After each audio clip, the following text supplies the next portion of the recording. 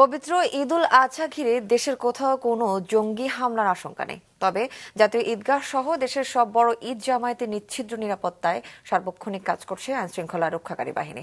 সকালে জাতীয় ঈদগাহ প্রাঙ্গণ পরিদর্শন শেষে আইনশৃঙ্খলা বাহিনীর কর্তা ব্যক্তিরা এ তথ্য জানান। সকালে প্রথমে ডিএমপি কমিশনার ও পরে র্যাবের মহাপরিচালক জাতীয় ঈদগাহে নিরাপত্তা ব্যবস্থা পরিদর্শন করেন।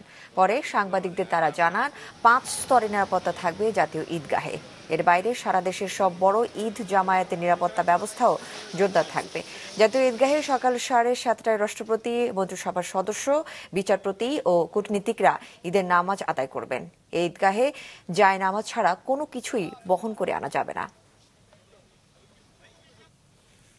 জাতীয় ঈদগাহ ময়দানের জামাত সেটির নিরাপত্তার জন্য ৫ স্তরের নিরাপত্তা বলয় তৈরি করা হয়েছে। এছাড়া ট্রাফিক ব্যবস্থাপনার জন্য 4টি আলাদা আলাদা পার্কিংয়ের ব্যবস্থা করা হয়েছে।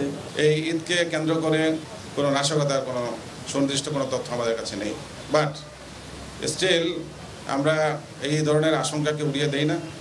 এটা মাথায় রেখে, এটা বিবেচনায় রেখেই আমরা আমাদের নিরাপত্তা পরিকল্পনা প্রস্তুত করেছি এবং আমরা সতর্ক রয়েছি, সচেতন রয়েছি।